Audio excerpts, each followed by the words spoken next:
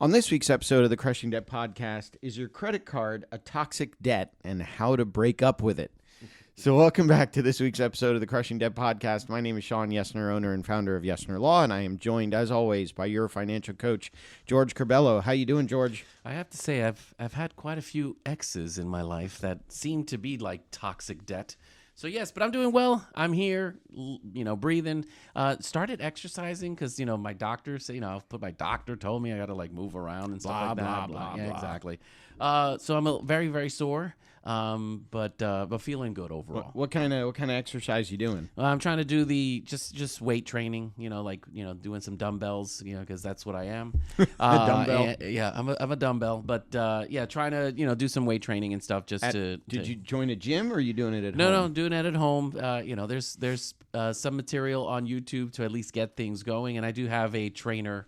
I think we've had Mo. Yeah, we had Mo on the show a while back. So he's done an excellent job of putting some things in place for me to try to get my old butt moving. So that's always a good thing. Nice. Well, we typically record these about a week before they come out. I hope that by the time this episode comes out, I will have defrosted from my weekend. Because as soon as we're done recording, I got to go pick up my younger son. We've got our last Cub Scout camp out of his career. This is the crossover ceremony where he's crossing over from Cub Scouts to Boy Scouts. Beautiful. And so when I woke up this morning, it was it was a little nippy. Nice chilly 40 degrees. Well, in Florida, that's cold. And sleeping outside tonight, it's supposed to be in the mid to low 50s. Bro.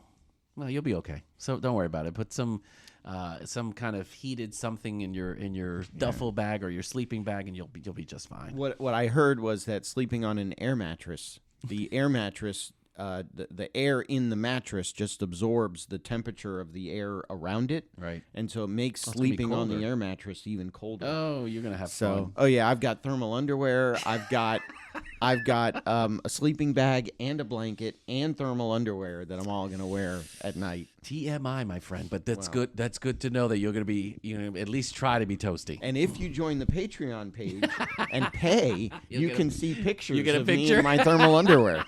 Oh, they'll be running for the hills now. So I think we've talked. I don't recall. I think we've talked about the watches that I inherited from my father. Did I ever tell you the story of my very first high-end watch? I might have told it on the show before. I don't know. New to me. I know we've talked about it offline, but let's talk about it on the show. So here's why I bring it up, because we're talking about toxic exes. Gotcha. So my there's a lead in here. My watch story is a toxic ex story. So I had met this girl. We were dating. This is before my wife. We were serious. We were living together. I decided I was going to propose, but I didn't want to propose. We were going on a cruise. It was my mom, my dad, my sister, her husband, and then me and this girl were all going to go on a family cruise. My sister was proposed to on a cruise ship, so I didn't want to do that. Yeah. So I decided, well, I'll propose in advance, and then we'll go on the cruise as an engaged couple. Sure. So I learned before we went on the cruise that she was fooling around with some other guy. Okay, well, that could be a problem. This was back in the day when you got the phone bill and it showed all the activity on the phone bill, okay. so I could see you see the numbers and things who like she was calling and what gotcha. time at night and what she was doing and all that. No one ever accused her of being the smartest person that I had ever dated. So I pulled out the ring and I said, "This is how serious I am about our relationship." She looked at the ring and she said, "That's not even the cut of diamond that I wanted." Ooh, okay. Well, red Click. flag. Yeah, red flag there a little. Click. A little. Get out. Now, so we go on the cruise and it was my mom, my dad, my sister, my brother-in-law, and then me and their best man. Gotcha. My sister and brother-in-law's best man. So he and I went kind of nuts on the cruise ship. But we're at one of the approved jewelry dealers on the ship. Sure. Or not on the ship, in one of the ports. And I see this Breitling watch, which is a really nice, kind of middle of the ground, high end, really nice watch. And I had paid I paid for the ring, but when I returned it, the guy charged me a restocking fee. Okay. So I didn't get all my money back Gotcha. from buying the ring, but I got majority. You got at of the least money got back. some of it back. And I figured, you know what, it's worth it. Yeah. Keep some of the money now versus a divorce, however long down the road. Yeah, you definitely saved there. So Right. that's a thank you on that one. Keep the money. So I'm looking at the watch, and I'm trying it on, and I'm looking at it, and I'm trying it on, and I'm looking at it. My dad comes walking over, and he goes, "What are you doing?" I said, "I'm thinking about getting this Breitling." He said, "Well, why aren't you going to get it?" I said, "Dad, it's X amount of dollars. X amount of dollars of money." Sure. And my dad said, "Well, wait a minute.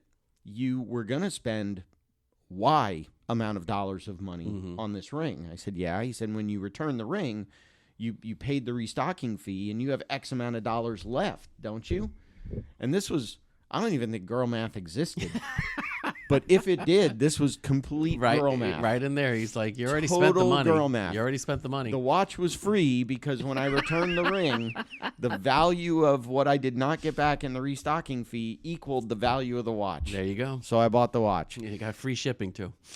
I bought the watch. I got free shipping. I got all of that stuff. And duties and taxes. So, you know, the red flags that I had to look for and you know, from a relationship from there. So for sure. So have you ever had any I toxic relationships? So, you know, I mean, yes, but again, I lived in New York, so there was never that kind of, for me, it was, you know, side hustles and working just to go out and have, you know, dates and things like that. So it was never, I never had a situation where, you know, thank God I didn't have to like make a purchase and it was like, oh, I regret that purchase or any of that kind of stuff. So no, I'm trying to look at my stories and I'm like, nah, pretty boring. I mean, I've had your normal high school and all that kind of stuff, but remember, I've been with my lovely bride since I've been 16 years old. So wow. we, you know, so if I have any horrible stories, I'm going to be sleeping on the couch tonight. So let's just put it like that. Well, not tonight, but when the episode comes out. Exactly. When she listens to it next week. Exactly. Then I'll be in trouble. But yes, honey, I love you. So what we thought we'd do is we'd analogize maybe some red flag relationships to your relationship. Your generally, not George's relationship. My relationship. But your relationship generally with credit card debt. And so, that's the again, I think people are feeling the pinch right now, right? Interest rates are still high. You know, the news is, you know, inflation, everything is still expensive. Everybody is a little worried. I think we're in that kind of mode right now where everyone's worried to make purchases and buy stuff because it's like, what's the next drop? You know, when's the next ball dropping from that standpoint? I mean, I Valentine's Day, you know, we just had Valentine's Day. I got my wife a beautiful carton of eggs because it was so, it was big so, spender right there. It was like so expensive. I was like, honey, we could make some cake with these eggs. It's amazing. But I mean, I think all of us are feeling that kind of crunch. Yeah. And of course, if we're carrying credit card debt today, you're like, oh my goodness, what am I going to do? How am I going to manage this? But again, you're right. Like, we're young and those young relationships, the honeymoon phases, like, what do we do when we talk about, like, you know, this credit card debt? Like, oh, how do we get here? The question is, how do we get it? We have to kind of acknowledge what are those red flags in the beginning? Well, I mean, it starts innocently enough. It starts with 0% interest rates. It starts with cashback rewards. It starts with VIP perks. Of I mean, course. every time you look at that card, your heart flutters a little bit. Oh my God, it's like it's free money. Right. It's free money. I remember back in the day, again, so we went to college a long time ago, right? You know, we went to university. A lot of it too was just like, you know, hey, you want a free shirt? Here's a credit card. I was like, hell yeah, I'll take a free shirt. So that, you know, those kind of perks, those kind of things. And I think a lot of us too, when it comes to credit cards and that, you know, like, oh, I got to build credit, right? What's the message for you, right? You got to build the credit. Credit score got to be high. How do you do that? Credit card. That's the easiest way to do it. And I think none of us would, again, financial literacy, right? You know, we don't have the knowledge to understand what this tool can do for us and what can it do against us. Right. So I think that's a lot of the but yeah, like 0%, you know, don't worry about it. Buy that couch. Well, you got 14 months. It's only 0% for a limited time. Oh yeah, but you know, that's the small print. Right. Well, and some of these cards, it's 0% for a limited time, but if you don't pay off the balance before the 0% interest rate is up, they charge you the max interest against everything. Of the whole amount. Even against stuff you maybe already paid. Correct. You're paying interest on that. Plus, it's interest for a year. So if I charge it in January, I have until December to pay it off at 0% interest. Yes. But if I'm paying off the January balance and I charge stuff in February, and then I'm paying off the January and February balance and I charge stuff in March. Yep. And then I'm paying January, February, and March, but I charge stuff in April. Eventually I'm going to run that card up, and then it's going to just smack me down with a bunch of interest. Well, oh, by the way, what if I'm only paying the minimum payment? A lot of the minimum payments are designed not to cover the expense or the costs for that purchase that you have for the interest during that time period. So of course, that's another, for me, that's another thing. Like we thinking like, oh, I'm paying the minimum. Why is this not getting paid off on time? Again, a lot of this stuff is designed that way. Right. Well, and you've also got, within the honeymoon phase, you've got, you'll get 10% off if you sign up for credit today. Well, store credit cards. Cards. Be careful there. Because like that 10%, unless you're paying it off at the end of the month, those interest rates are how much now? Like 29? Yeah. 29%. I've seen 32. I've heard rumors that the current president wants to maybe cap interest rates. So we'll have to keep we talked an about eye that on in one of the previous episodes, Yeah. and but again, we haven't seen it. And again, it's only 30 days at the time of this recording, so we're giving this guy, some patience to see where. I love the idea. I don't know if the credit card companies are going to be like, yeah, you know what, yeah, let's lose. Some of that revenue. The credit card companies probably don't have enough money to hire a really good lobbyist, do they?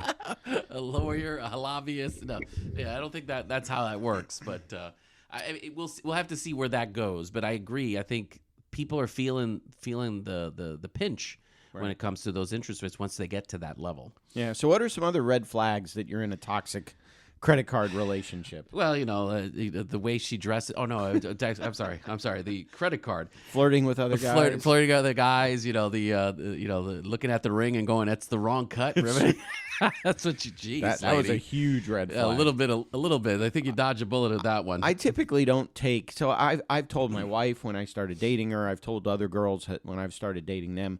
I don't take hints very well. I don't. I've got dude, I think you're a man. I think most of us don't. Right. Well, I've got a very high IQ. I don't have a very high EQ, emotional intelligence. But when she said that's the wrong cut, I was like, that sounds like a red flag to me. Pretty obvious there. Yeah. I appreciate that. So what about, we said, minimum payments. Minimum that payments. Don't make a dent. Yeah.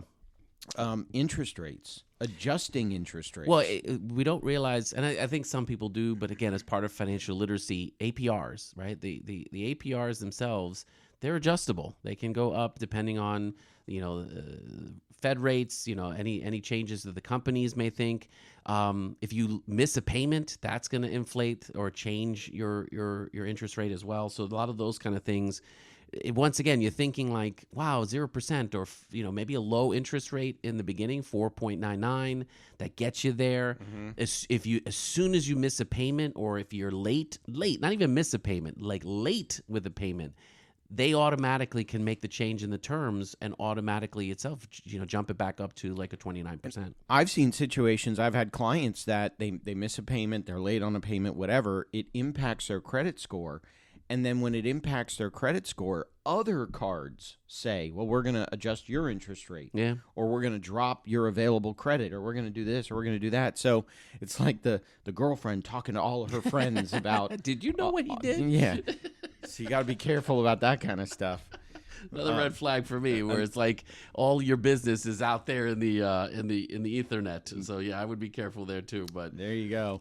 Late fees. Once again, we talked about like payments. Like, I'm not saying that having late fees is going to impact your overall credit score, but some of these late fees carry being late with payments can carry a late charge. So you're talking an additional $35. So there may be a reason why you're late with the payment, but then all of a sudden it's like, hey, here's another charge, 25, 35.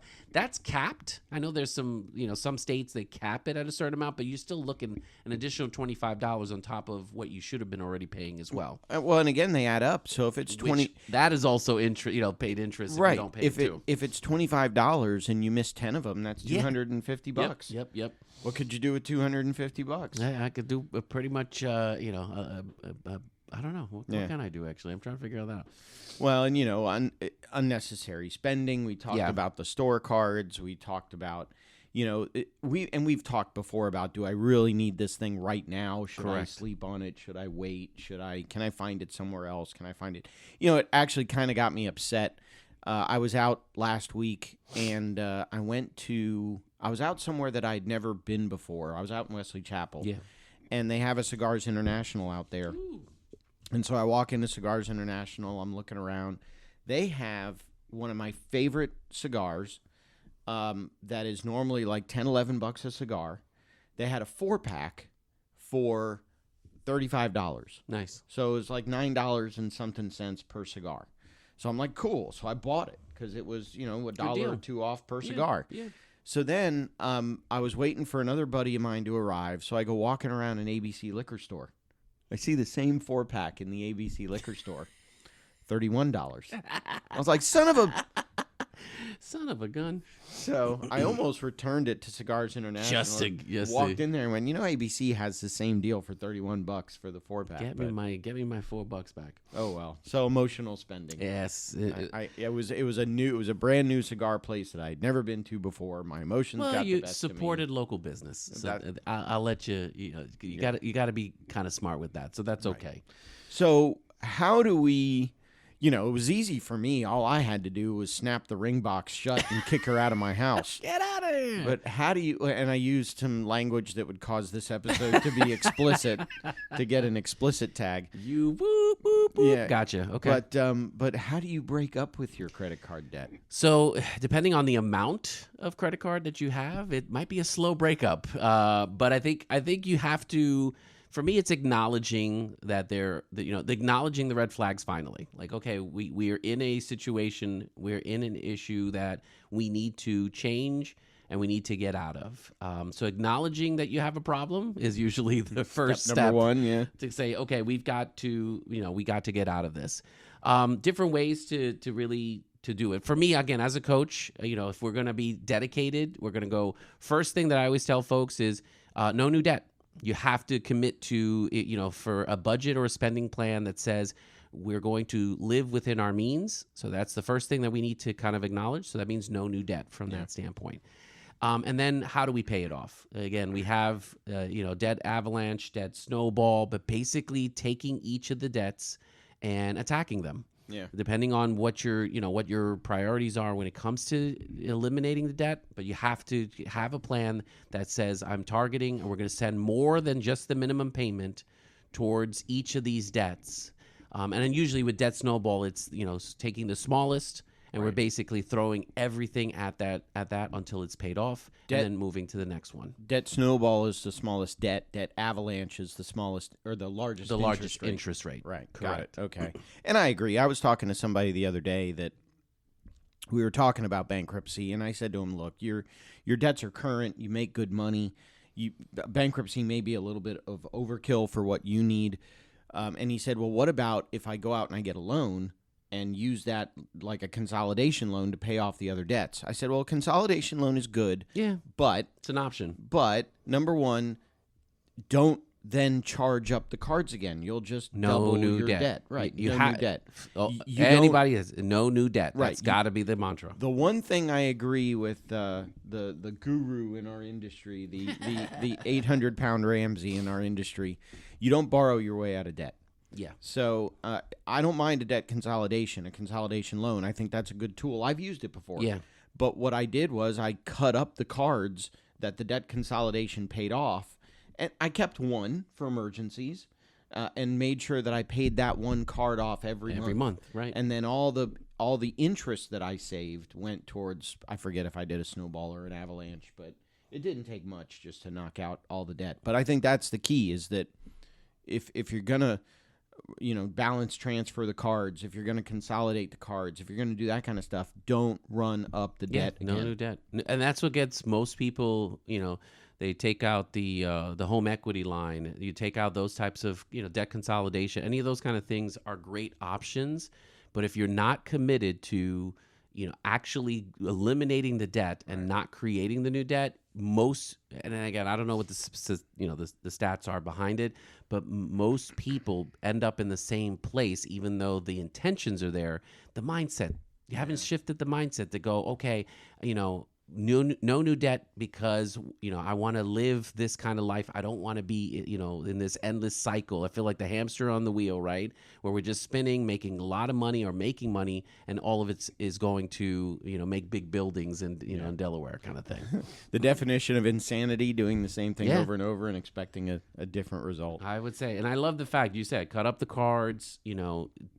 See what tools are available to you, but I think having a realization of like, why are we going through this journey? What's the motivation? A lot of it is, if you're just saying, oh, I just want to get out of debt, that's not, for me, that's not enough. Like, you need a long term, you need something that's going to kind of keep you motivated when you're 12 months into this journey. Because I guarantee, in the beginning, just like you're at the gym, oh, I feel great, this is awesome, this, oh, this relationship, she's amazing, this and this and that. I love her. 12 months from now, you're like, wait a second, like I've been trying to get this woman or this person kicked out of my house, right? And they just won't leave. They just they're sitting on the couch and just looking at me with this eyes of interest. By the way, Yesner Law does evictions. Just saying.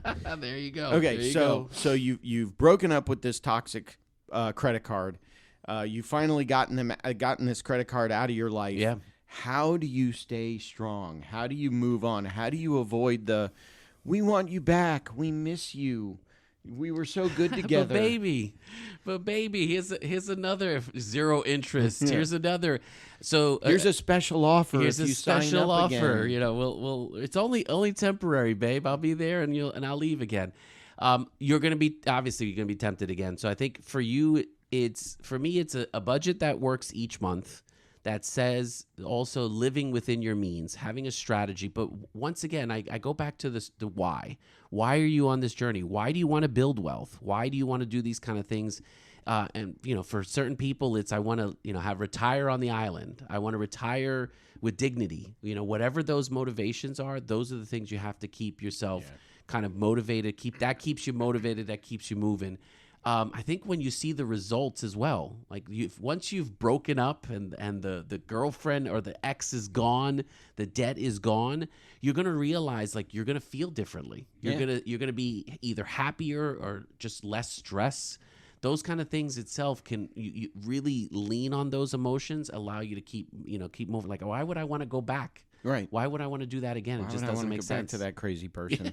I remember what it felt like to see my credit card balance back at zero again. Yeah. I remember, and even then, I remember what it felt like to have the debt that I had consolidated drop from 10,000 to 9,000. That was a big milestone. It's always when little it things. dipped into the 5,000, that was a big milestone. So, and for me, it was budgeting. It was just sticking to the budget and not allowing the lifestyle creep, not allowing my lifestyle to keep up with my income. But that's it. When I made more income, more went into the emergency fund. Yeah, you saved more. You invested more. And that's the other thing too. Those were important to you. I'd imagine. If people don't know what is important, what their financial goals and what motivates them with money, if right now everything motivates you is just getting stuff, you don't realize like it feels good. The dopamine hit, it gets there, but then it goes away, and you're going to need another one. Right. You need to find something that really is that long term, allowing you to be able to see this and go, oh yes, this is why we're doing this. And it's a lot easier when it's a family, right? You and your spouse are working together. If you're alone, then it's really finding friends, people that are in common with you that keeps you motivated and going, yeah, like. I don't want to be, in that kind of situation again. That just doesn't make sense. I remember what it was like to go out on a date and give them my credit card and go, I hope there's enough room on this thing. Oh, and that's people going to groceries. Those are people going today, when we talk about like making certain purchases, if you ever think about it, and if that ever comes to your mind, it's time for a change. Right. I think a lot of us going like, oh, I hope that. Okay. Oh yay! You're selling. Yay! It actually approved. Like you should never. That's not a good feeling. I'll just order the chicken. I'll be okay. Get some salad chicken. That's already too expensive. Wow. Speaking of, by the way, we talked about inflation earlier, and I told you this before we started recording. You remember the $5 footlongs? Yeah. Yeah, I went to Subway the other day so I took my son to soccer practice. Yep. And he said, "Hey, when you pick me up, can you get me a Subway?" Because he likes them toasted, and Yeah, I don't know, the Jersey Mike's toasts them and whatever. So he likes the Subway toasted subs. So I'm like, $5 footlong, cool. I walk in there, I got a $10 6-inch. Not a $5 footlong. So it dropped by half. They and have it went a deal. up double. They have a deal. Like if you sign up to the app, you may get a free one after 15 purchases. Yeah, no thank you. Yeah, unfortunately that's inflation. It's the eggs. It's the eggs and the bread. Right. One of my I went to a restaurant the other day. Great restaurant. I love going to the restaurant. I go to the restaurant all the time. I'm not gonna stop going. But I noticed they have a sign on all their tables that says due to the bird flu and the egg shortage and whatnot. And they serve breakfast, lunch, and dinner. Sure. Any entree that requires more than one egg, so 2 eggs or more. So if you get a regular omelet, a 3-egg omelet, sure, 2 eggs with your breakfast, whatever. Any dish that requires 2 eggs or more is $1.99 upcharge. Okay. In lieu of raising prices. Okay. Oh, anyway, so the prices, and on top of that, you're just, wow. Well, but what I said is just raise. Just raise the price. Yeah, I don't need to tell us. know. Yeah. Well, I mean, they're trying to justify and be transparent, I guess. I get that, but I think we're all smart enough to kind of know, like, okay, all of these types of events, everything that's happening is going to have an impact on the food experience. So totally makes sense. Unless we get our checks from the federal government. Hey, but you know what? Here we go. The one thing that I would say, though, is if I go to a restaurant itself, the liquor is still pretty good. I think it's pretty inexpensive in that sense. That's the biggest. So for me, especially when I got diagnosed with the diabetes and I couldn't drink beer anymore. Beer is cheap. Liquor is not. Yeah, liquor is still expensive. I went somewhere and I got like a rum and Diet Coke, and I think it was like $17 for one rum and Diet Coke. I think it was at those were old New York prices. It was at your New York Yankees spring training Steinbrenner Field. Dude, anything with rum and baseball, Coke. Yeah, anything with baseball is going to be expensive. So yeah, that makes sense. Yankees at that. Okay, yeah. Although it's not much cheaper at. If you go to the bars, restaurants. The bars, restaurants. It's I think I went to the Lightning game and it was like $12-13 for a rum and Coke. That's okay. That's a little reasonable. Yeah, but get the shot glass, not a double, just a single rum and Coke. So anyway, we digress, but hey, no, but obviously we've been burned before by exes and debt. But what we're hoping for is, for you guys, if you're ready to make the change, it's not just moving money around or tools to try to get. It's set a plan, set some goals. And then really get focused in regards to making what you need to do to be able to move forward and be successful without debt. You don't need that X. Trust me. You think you're gonna miss it. You think you can't live without it. It's one of those kind of things. Like everybody has one, right? No. We all have that one crazy ex. I do think. No. Well, maybe not you. Yeah. The rest of us. Have that one crazy ex. I married my crazy ex, so she's still with me. But I think I think make the effort to really make a change. I understand that the sign of the times still think everything's expensive, everything. I get all those kind of things, but it's possible. It's one step at a time, one day at a time. Just get the mindset to really want to make that change. Yeah. I guarantee you'll be in a better spot. And to put the bow on my story, this was the girl that I dated. We broke up. We went on that cruise, and then like a year and a half later, I met my wife. So this was the girl that I dated just before my wife. So. Very glad not to have married that one and instead have married my wife. There you go. Yeah, I think that will pretty much do it for this I think we had fun today. Episode. Yeah, it was an interesting topic, comparing your exes to credit cards. I guess so. Does that make Chase a blonde and MasterCard a brunette and discovers the redhead and this is why we love him. So anyway, I won't do any more comparisons that'll cause me to put an explicit exactly on this one. But we do want to talk about supporting us. So you can do that through the Patreon website, which is patreon.com/crushingdebt. Also, a shout out to our friend and longtime supporter, Sam Cohen, with Attorneys First Insurance. If you're an attorney or title company and you're interested in malpractice coverage, contact Sam at attorneysfirst.com. He will do that for you. Other than that, anything else? I think we did a great job, guys. I would say, well, one day at a time, guys, and just stay safe out there. It's some crazy times out there, but I think, I would say one day at a time with your money. I guarantee you, start making a change. You'll be in a good spot. Trust on that. I agree. So with that, we hope that you have more money at the end of the month rather than month at the end of the money, and we will talk to you in next week's episode.